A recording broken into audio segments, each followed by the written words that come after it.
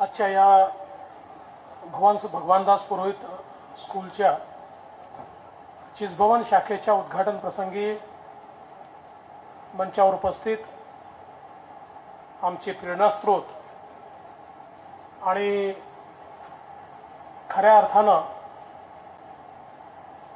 ज्यांनी भवन्सच्या माध्यमातून नागपूरच्या शिक्षण क्षेत्रामध्ये एक फार मोठी कामगिरी केली, क्रांती केली, असे आदरणीय पंजाबचे राज्यपाल आमच्या सर्वांचे बाबूजी बनवारीलालजी पुरोहित साहेब, माझे सहकारी चंद्रशेखरजी बावनकुळे, अजयजी संचेती, राजेंद्रजी पुरोहित, मंचावर उपस्थित भारतीय विद्याभवनचे सर्व अत्यंत गणमान्य असे विश्वस्त आणि या ठिकाणी उपस्थित शिक्षक, पालक आणि सर्व भगिनी आणि बंधूंनो, मला असं वाटतं की बावनकुळे साहेब उमरेड आणि सावनेर विसरले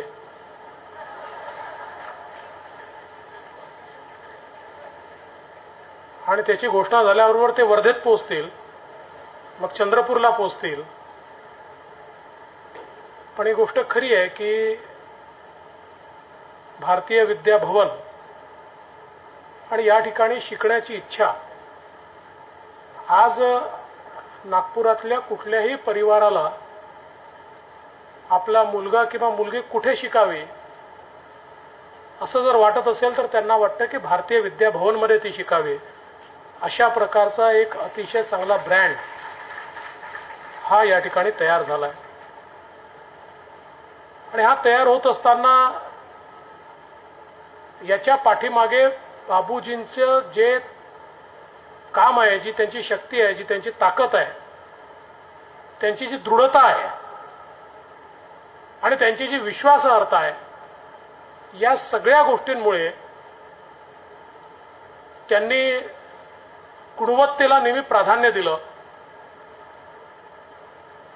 भारतीय विद्या भवनचे विश्वस्त असतील तर तेही समाजातले सर्व गणमान्य लोक की ज्यांना शिक्षणाचा बाजार मांडायचा नाही तर शिक्षण हे संस्काराकरता वापरायचं आहे. इथले शिक्षक असतील, मुख्याध्यापक मुख्याध्यापिका असतील, सर्व लोक अतिशय डेडिकेटेड आणि अशा प्रकारचं हे जे काही एक कॉम्बिनेशन आहे, समीकरण आहे, या माध्यमातून अतिशय चांगल्या अशा या शाळा सुरू झाल्या आणि मला तर असं वाटतं की असं फार कमी होतं, पण एक राजकारणी म्हणून माझ्या जीवनामध्ये भारतीय विद्या भवनच्या 4 शाखांच्या भूमिपूजनाला आणि पुन्हा त्या शाखांच्या उद्घाटनाला देखील उपस्थित राहण्याचा योग आला. साधारणपणे भूमिपूजन करणारे उद्घाटनाला दिसतच नाही, तितका काळ जातो. पण बाबूजींची शिस्त इतकी पक्की आहे की जमीन मिळाल्यापासून 2, 2.5, 3 वर्षात संपूर्ण बांधकाम करून ती शाळा अद्यावत अशा प्रकारची सुरू करतात. मग ती येरल्याची असेल किंवा त्रिमूर्तीनगरची असेल किंवा कोराडीची असेल किंवा ही असेल, आणि अतिशय चांगलं इन्फ्रास्ट्रक्चर प्रत्येक शाळा. कारण एका शाळेनंतर जेव्हा दुसरी शाळा झाली तर पहिल्या शाळेपेक्षा जास्त चांगलं इन्फ्रास्ट्रक्चर दुसऱ्या शाळेला मिळालं. जे काही चांगलं आहे, जे काही आधुनिक आहे, ते त्या ठिकाणी आपल्या विद्यार्थ्यांना देण्याचा प्रयत्न ते करतात. आणि सगळ्यात महत्त्वाची गोष्ट की बाबूजींनी कधीही शिक्षणाचा बाजार मांडला नाही. भारतीय विद्या भवन असेल किंवा रामदेव बाबा इंजिनिअरिंग कॉलेज असेल, रामदेव बाबा इंजिनिअरिंग कॉलेज हेही खासगी इंजिनिअरिंग कॉलेज असून अनेक वेळा आमच्या रिजनल इंजिनिअरिंग कॉलेजेसपेक्षा अनेक स्ट्रीममध्ये पुढे आपल्याला पाहायला मिळालं आणि तिथे ॲडमिशन घेण्याकरता लोकांची चढाओढ ही प्रचंड प्रमाणात होती. पण बाबूजींनी मॅनेजमेंटच्या सीट्सही कधी स्वतःकडे ठेवल्या नाहीत. त्याही सीट युनिव्हर्सिटीला समर्पित करून त्याच माध्यमातून मेरिटनी त्या भरायच्या आणि कधी एका नव्या पैशाचं डोनेशन घ्यायचं नाही अशा आधारावर ती संस्था तयार केली.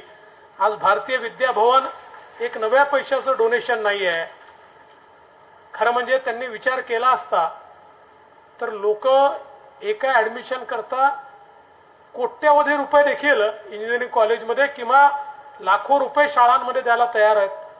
परंतु त्यांच्याकरता हे जे काही काम आहे हे संस्कार देण्याचं काम आहे. कारण त्यांचं व्यक्तिमत्व जर आपण बघितलं तर त्यांच्या व्यक्तिमत्वामध्ये त्यांनी जीवनामध्ये नुकसान झाला की फायदा झालाचा विचार न करता कधीही नीती मूल्यांची तडजोड केली नाही. आणि म्हणून अनेक वेळा नीती मूल्यांची तडजोड न केल्यामुळे त्यांना नुकसान सहन करावं लागलं, पण ती त्यांची तयारी होती. मला आठवतं खूप वर्षापूर्वी ज्यावेळी आमचे मुरली मनोहर जोशीजी हे केंद्रामध्ये मानव संसाधन विकास मंत्री होते आणि बाबूजींचे अतिशय जवळचे मित्र होते. आणि एक व्यक्ती त्या ठिकाणी चिठ्ठी घेऊन आले मुरली मनोहर जोशींची ॲडमिशन करता. ती चिठ्ठी बाबूजींनी वाचली, ती अशी फोल्ड करून त्यांच्या याच्यात ठेवली आणि मग त्यांना सांगितलं की मैं बात करता हूँ मुरली मनोहर जोशी जी से, लेकिन यहाँ तो मैं सिफारिश के आधार पर किसी की को प्रवेश देता नहीं हूँ, तो मेरिट से होता है. आणि मग जोशीजींना फोन करूनही सांगितलं, जोशी जी आपको तो पता है मैं तो सिफारिश स्वीकारता ही नहीं हूँ, तो आपने क्यों भेज दी. तो मैं इनको आपके सामने ही बता रहा हूँ कि मैं सिफारिश से नहीं करूँगा, मेरिट में आएगा तो जरूर इनको यहाँ पर ॲडमिशन मिलेगी. आणि मला असं वाटतं की असं करताना त्यांच्या स्वतःच्या घरची ॲडमिशन आली तर त्यालाही प्रवेश नाकारण्याचं काम हे बाबूजींनी केलेलं आहे. आणि म्हणूनच ही सगळी गुणवत्ता या ठिकाणी ते राखू शकले. पण हे करत असताना सामाजिक दायित्व ते कधी विसरले नाहीत. आज भारतीय विद्याभवन अतिशय कमी शाळांपैकी एक अशी शाळा आहे की ज्या ठिकाणी RTEचे 25% ॲडमिशन या केल्याच जातात, त्यांना मोफत शिकवलंच जातं. एकही अशी परिस्थिती नाही की कोणाला ॲडमिशन नाकारली आहे.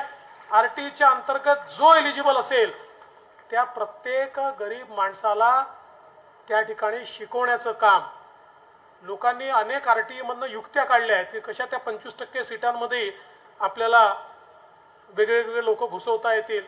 पण ट्रान्सपरंटली गरीबाच्या मुलाला तेच मिळालं पाहिजे जे अफोर्ड करू शकणाऱ्या किंवा श्रीमंताच्या मुलाला मिळेल. अशा प्रकारच्या भावनेतनं भारतीय विद्याभवनमध्ये या ठिकाणी काम होताना दिसत आहे. आणि म्हणून देशाच्या नवीन पिढीमध्ये मानव संसाधनाची निर्मिती ही भारतीय विद्याभवनच्या माध्यमातून होते. खरं म्हणजे KM मुन्शीजींनी जी एक परंपरा सुरू केली आहे, आज आपण पाहतो की त्या परंपरेतनं तयार होणारा हा जो आमचा विद्यार्थी आहे, हा विद्यार्थी केवळ पुस्तकी किडा नाही आहे, तर त्याला सर्व प्रकारची माहिती आहे. त्याला स्पोर्ट्सची माहिती आहे, त्याला आपल्या संस्कृतीची माहिती आहे, त्याला आपल्या संस्काराची माहिती आहे, त्याला आपल्या इतिहासाची माहिती आहे आणि त्याला एक मानवतेची जोड आहे. कारण आम्ही जर अशी पिढी तयार केली की जी केवळ शिक्षित आहे पण जी पिढी ज्ञानी नाही आहे, ज्यांच्या शिक्षणाचा ज्ञानामध्ये रूपांतर झालेलं नाही आहे, कारण ज्या शिक्षणाला मूल्यांची किंवा नीतीची जोड नसते आणि ज्या शिक्षणामध्ये मानवतेचा आणि समाजाचा विचार नसतो, असं शिक्षण अशा व्यक्तीला आपण शिक्षित म्हणू शकतो पण त्याला आपण ज्ञानी म्हणू शकत नाही. आणि आपल्याला ज्ञानी अशा प्रकारचा समाज तयार करायचा आहे की ज्यांच्याकडे ज्ञान आहे आणि त्या ज्ञानाचा उपयोग स्वतःसोबत समाजाकरता करण्याची मानसिकता आहे. आणि म्हणून मला असं वाटतं की हे जे काम या ठिकाणी होत आहे, अक्षरशः एकेका विद्यार्थ्याला शिल्पकाराप्रमाणे त्याचा अनावश्यक भाग दूर करून त्यातलं शिल्प जसं बाहेर येतं तसं एकेका विद्यार्थ्याला त्याच्यातले गुण हे अभिव्यक्त करण्याची जी संधी ही भारतीय विद्याभवनच्या शाळेच्या माध्यमातून मिळते. मला असं वाटतं की त्यामुळे एक नवीन पिढी घडवण्याचं काम हे या ठिकाणी बाबूजी करतायत आणि त्यांच्या समवेत ही भारतीय विद्याभवनची संपूर्ण टीम ही या ठिकाणी करते. आज ही नवीन शाखा अशा भागामध्ये तयार झालेली आहे की जो नागपूरचा वाढता भाग आहे, आजूबाजूला मिहानचं पुनर्वसन झालेलं आहे. अजून पुढच्या काळामधला सगळा विकास हा या भागामध्ये होणार आहे. खूप मोठ्या प्रमाणात लोकसंख्या वाढणार आहे. त्यामुळे शाळेची अत्यंत आवश्यकता, अशा प्रकारच्या दर्जेदार शाळेची आवश्यकता या ठिकाणी निश्चित भासेल आणि म्हणून अत्यंत योग्य वेळी ही शाळा या ठिकाणी झाली. त्याबद्दल मी भवन्सच्या सर्व ट्रस्टीजचं, भवन्सचे अध्यक्ष राजेंद्र पुरोहितजींचं आणि मार्गदर्शक बाबूजींचं अतिशय मनापासून त्यांचे आभार मानतो. आणि आता मला आनंद आहे की बावनकुळेजी, तुमच्या मतदारसंघात एक शाळा असेल तर माझ्या मतदारसंघात 2 झाले आहेत, त्रिमूर्ती नगर आणि ही शाळा.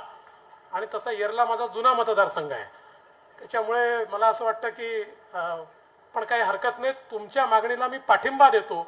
फक्त ते कधी करा असं मी म्हणणार नाही, कारण बाबूजी क्वालिटीशी कॉम्प्रोमाइज करत नाही. त्यामुळे त्यांना ज्यावेळेस हे लक्षात येईल की मी 100% क्वालिटी एन्श्योर करू शकतो आणि रामटेकला करू शकतो, ते एकही दिवस थांबणार नाहीत. त्यामुळे आपण निश्चितपणे हे त्यांच्यावर सोडून द्यावं आणि तुमच्या मागणीला पाठिंबा देत पुन्हा एकदा या चांगल्या कार्यक्रमामध्ये उद्घाटनाकरता मला बोलवलं, उद्घाटनाची संधी दिली. अशी संधी वारंवार मिळो आणि नागपूरमध्ये आणि नागपूरच्या आसपास अशा अनेक ब्रँचेस उघडू अशी ईश्वरचरणी प्रार्थना करतो. माननीय बाबूजींना अतिशय मनापासून शुभेच्छा देतो आणि माझं बोलणं संपवतो. जय हिंद, जय महाराष्ट्र, जय भारत.